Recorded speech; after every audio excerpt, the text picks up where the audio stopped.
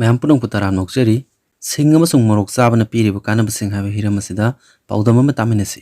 निंगसिंग बथोक्त्रब मतमदगी मियोयबना थोंग थाकपदा महाव हेंगदहन्नबगिदमक सिंग सिजिनदुना लागली चाइनाददि ख्रिस्टना पोकदब सही सा तरुक वालिङैदगी सिंग अदुमक सिजिनरकले ख्रिस्टगी मतुंग अहानब सही सादा अरब ललोनब सिंगना मिडल ईस्टगी यूरोपता पुरखिब सिंगबु थोंग थाकपदा मरोयब मचल अमनि सिनबगी वाफम इंग्लिश रॉयल कोर्टना कंपाइल तौबा कुकबुम 1930 रोम द मयक सेंगना यावरी जिंजी बेरासी फैमिली की मनुंग चनबा सिंग द कानरब मिनरल अमसुंग विटामिन के मरुम याव मरमना कैंसर हार्ट डिजीज अमसुंग diabetes ngaktokpa ngam hinunggi haksang su mapangan kankat halli Centre for Disease Control and Prevention CDC की रिपोर्ट अमना हाई आलेमदा मी ख्वाइदगी यामना सेलेबे लाइना सिंगी मनुंगदा हार्ट डिजीज सु अमनी सिंग द विटामिन B6 मैग्नीशियम अमसुंग पोटेशियम याव मरमना थमोइगी लाइना ngaktokpa ngami विटामिन B6 ना हार्ट डिजीज की रिस्क हंथाली अदुगा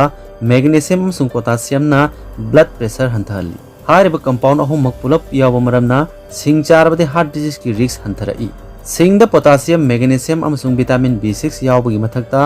मैग्नीशियम सुमरांग कायने यावी न्यूरोलॉजिकल हेल्थ की दमक यामना तंगाई फदबा मिनरल अमा ओइरिबा मैग्नीज ना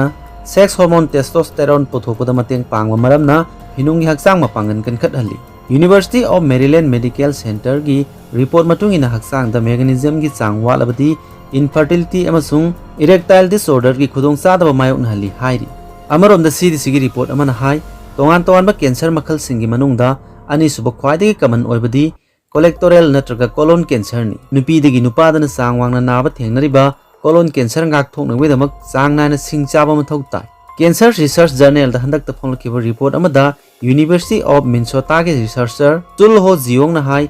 सिंगदे याव जिंजरोल कोबा मचल अमना कैंसर ngaktokpदा मतेंग पांगी रिपोर्ट असिदा युमफम ओरगा नेशनल इंस्टीट्यूट ऑफ हेल्थ ना सिंगसी नरगा colon cancer ngaktoknaba clinical trial अमा पांगथोकनबा होनरी अमरोम द University of Maryland Medical Centre की रिपोर्ट अमना हाई सिंगदे याव मैग्नीज अमसुंग मैग्नीशियम ना ब्लड शुगर की खल काहेंदना थंबदा मतेंग पांगी मरम अदुना डायबिटीज नारबा मियोय सिंगना सिंग चाबदा कानबा फंगनी प्रोस्टेग्लैंडिन कौबा हार्मोन गुम्बा केमिकल मखल अमना हक्सांगी तोंगान तोंगान मफमदा चिकपा नाबगी खुदोंचादबा मायोकनहल्ली सिंग चाबना हारिबा केमिकल असि थिंजिंदुना थंबा मरमना चाइनाखोल हंथहल्ली अमेरिकन केमिकल सोसाइटी की रिसर्चर सिंगना चथखिबा स्टडी की रिपोर्ट अमनदी नुमित खुदिंगी चारिबा चिंजाकता सिंग अमसुंग मोरोक यावहनबा मतमदा हक्सांगना कानबा कयामरुम फंगी मरोयना इम्यूनिटी खनखलहल्ली अमसुंग ब्लड शुगर रेगुलेट तौई Jia Huan Li Gengjun Du अमसुंग मखोयगे लोइनबा रिसर्चर सिंगना उसीदा सांगयेंग तौदुना येंगबदा सिंगदे यावबा जिंजरोलालोन अमसुंग मोरोकते यावबा कैप्साइसिन ना cancer ngaktokpa ngammi haiba khanglaki study की रिपोर्ट अदु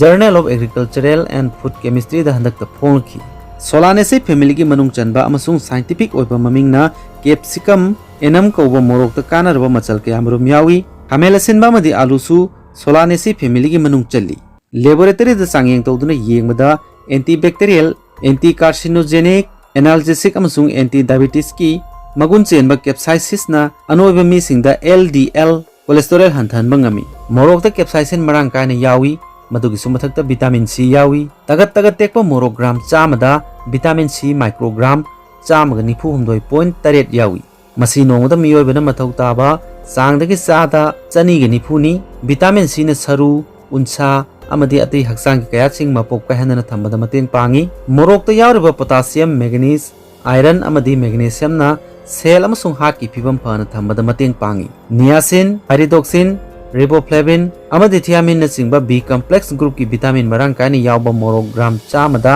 ओमगी हक्सांग ना मथौ ताबा vitamin C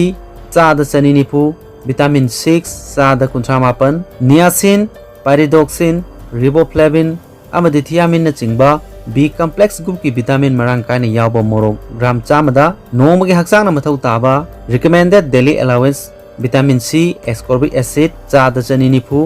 vitamin B6 pyridoxine चादा 59 विटामिन A चादा 52 आयरन चादा 19 कॉपर चादा 13 अमसुंग पोटेशियम चादा 8 यावी मोरोक चाबदा साबा फावरिबसी कैप्साइसिनोइड कोबा मचल अमा यावबननी मसिना नातोन फुनबा फहनबगा लोइनना स्ट्रोक तौरकदबदगी ngaktokpa ngammi हेना कानबा फंगनबगिदमक सिंग अमसुंग मोरोक पुना चामिनगदबनी हाइरि अरोइबदा ngasi gi पाउदम gi वीडियो यंगबिरु पुनमपु थागतचरी।